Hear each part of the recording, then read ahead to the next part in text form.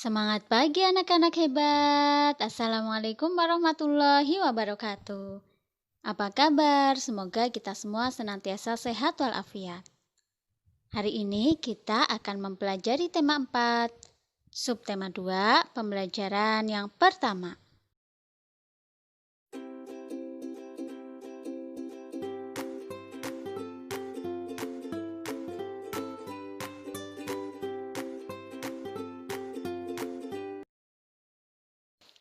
Anak-anak hebat, kali ini kita sudah sampai ke subtema 2, globalisasi dan manfaatnya. Kita telah mengetahui pengaruh globalisasi yang terjadi di sekitar kita. Tahukah kalian apa manfaat globalisasi?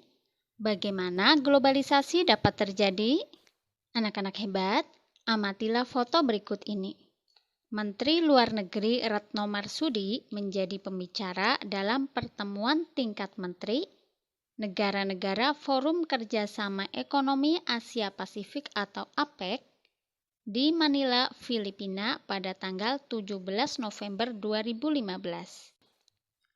Bagaimana berita tentang pertemuan tingkat menteri APEC tersebut dapat disiarkan ke semua negara di berbagai belahan dunia? Jawabannya apa ya?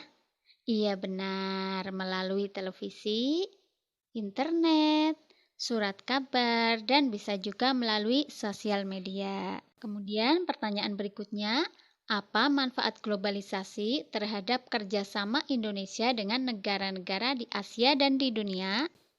Manfaatnya, Indonesia lebih mudah mengadakan kerjasama berkat adanya kemajuan teknologi, terutama teknologi transportasi dan komunikasi. Anak-anak, perhatikan kembali foto berikut ini. Ini adalah foto sebagian dari kepala negara yang mengikuti forum APEC.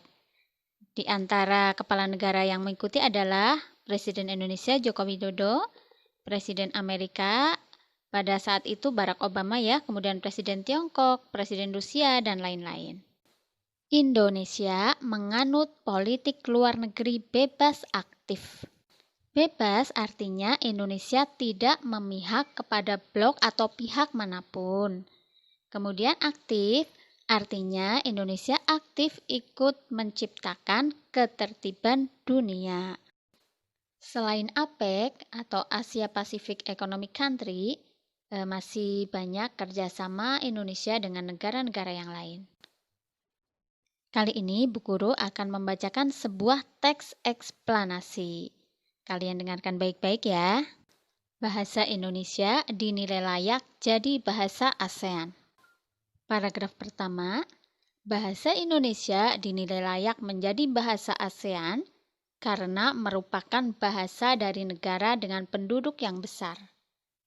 Bahasa Indonesia berasal dari negara dengan penduduk sekitar 250 juta, seharusnya bisa menjadi bahasa ASEAN. Kata Guru Besar Tetap Bidang Linguistik Universitas Mataram, Profesor Dr. Mahsun MS, di Gelar Wicara Internasionalisasi Bahasa Indonesia di Universitas Negeri Jakarta, Kamis. Paragraf 2, menurut Mahsun, bahasa Indonesia memang hanya memiliki 90.000 kosakata, tetapi mempunyai strategi gramatikal untuk menciptakan kata baru. Sehingga bahasa Indonesia merupakan bahasa yang kaya. Misalnya dari kata hati banyak dikembangkan menjadi mata hati, jatuh hati, patah hati, dan lainnya. Atau dari kata anak berkembang lagi menjadi peranakan, kekanakan, kanak-kanak, dan sebagainya, jelas Mahsun. Pada kesempatan yang sama, budayawan Indonesia, Frans Magnus Suseno atau akrab disapa Romo Magnis, menilai bahasa Indonesia layak menjadi bahasa global. Dalam bahasa Indonesia kita bisa ungkapkan apa saja. Jadi, masuk akal kalau bahasa Indonesia diakui di ASEAN.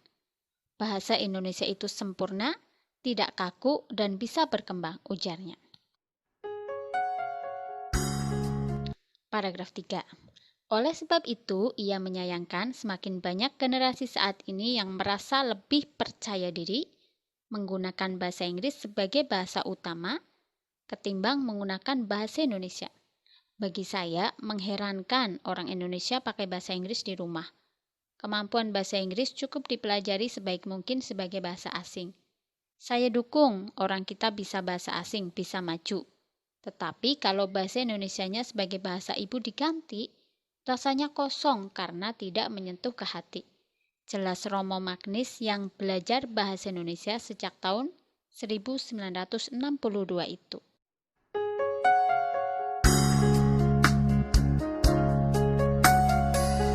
Paragraf 1, pernyataan umum atau topik.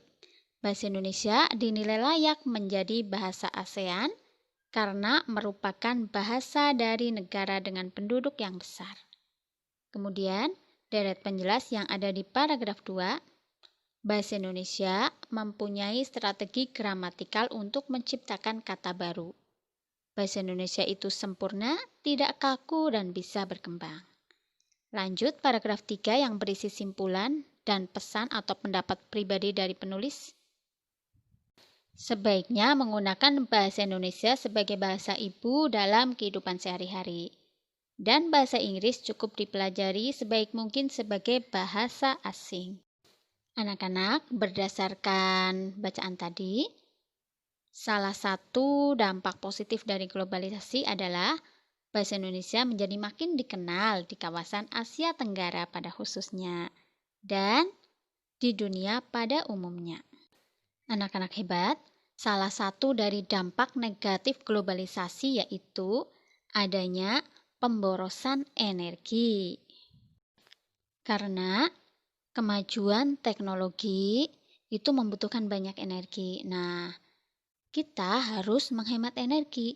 Penghematan energi atau kata lainnya konservasi energi adalah tindakan mengurangi jumlah penggunaan energi. Menghemat energi juga berarti tidak menggunakan energi listrik untuk suatu hal yang tidak berguna. Kampanye hemat energi gerakan potong 10% sudah dicanangkan sejak tahun 2015 silam. Apakah kalian sudah melaksanakan hemat energi? Berikut ini adalah cara menghemat energi listrik yang bisa kita lakukan dalam kehidupan sehari-hari. Yang pertama, meninggalkan peralatan elektronik dalam keadaan mati. Misalnya, saat mau keluar rumah, pastikan AC, lampu, kemudian televisi sudah dimatikan. Yang kedua, gunakan peralatan elektronik hemat energi. Misalnya, lampu LED atau LHE, lampu hemat energi. Yang ketiga, jika matahari terik, maka tidak perlu menggunakan pengering mesin cuci. Buat sirkulasi udara dan cahaya yang lebih baik di rumah, sehingga mengurangi penggunaan AC dan penggunaan lampu. Yang kelima, cabut steker dari stop kontak jika tidak digunakan. Contohnya adalah charger HP. Kalau sudah selesai mengisi baterai, sebaiknya dicabut. Kemudian, kabel mesin cuci jika tidak digunakan, maka stekernya dicabut saja. Yang keenam, gunakan AC dengan suhu 24-27 derajat Celcius. Anak-anak, Indonesia termasuk negara di Asia Tenggara yang tertinggi dalam hal pemborosan energi. Sebenarnya apa sih dampak dari pemborosan energi? Dampaknya yang paling kita rasakan yaitu peningkatan suhu global atau global warming. Meningkatnya suhu global menyebabkan naiknya permukaan air laut, meningkatnya intensitas fenomena cuaca ekstrim, lebih lamanya cuaca panas daripada cuaca dingin, dan hilangnya gletser serta akibat-akibat lainnya. Gletser itu lapisan es yang ada di kutub ya. Jika fenomena ini terus terjadi tanpa antisipasi dan penanggulangan, mungkin kelangsungan hidup manusia akan terancam. Untuk mengetahui jenis lampu mana yang paling hemat, mari kita lakukan percobaan berikut ini. Kalian bisa membuat rangkaian listrik sendiri dengan alat dan bahan seperti berikut ini, atau kalian Juga bisa melakukan percobaan ini dengan bantuan orang tua di rumah dengan hanya menggunakan 3 lampu saja, yaitu satu buah lampu bohlam 5 watt, satu buah lampu LED 5 watt, dan satu buah lampu neon 5 watt. Semuanya wattnya harus sama ya. Kalian rangkai menjadi seperti gambar ini. Nah, pertama kalian pasang yang lampu bohlam, kalian amati terangnya. Kemudian kalian matikan lagi, pasang lagi yang lampu neon, kalian amati terangnya. Nah, yang ketiga, kalian pasang lampu LED. Nah, dari ketiga lampu tersebut, manakah yang paling terang? Yang paling terang itulah lampu yang paling hemat energi. Jika sudah selesai melakukan percobaan, kalian jawab pertanyaan berikut ini. Yang pertama, lampu mana yang memiliki kualitas cahaya paling terang? Yang kedua, lampu mana yang paling hemat energi? Jelaskan. Setelah itu, kalian buat laporan kegiatan percobaan lampu hemat listrik seperti berikut ini. Nama percobaan adalah percobaan lampu hemat listrik. Yang kedua, tujuan percobaan untuk mengetahui lampu mana yang paling hemat energi, alat dan bahan, seperti yang tadi disebutkan di awal ya. Kemudian langkah kerjanya kalian tuliskan. Kemudian yang terakhir, kesimpulan. Nah, pada kesimpulan kalian sebutkan lampu mana yang paling terang, lampu mana yang paling hemat energi. Nah, anak-anak, bagaimana dengan dirimu? Apakah kamu telah melakukan kebiasaan hidup hemat listrik? Mari bersama-sama lebih menghemat listrik lagi. Demikianlah pembelajaran untuk hari ini. Semoga menjadi ilmu yang bermanfaat. Wassalamualaikum warahmatullahi wabarakatuh.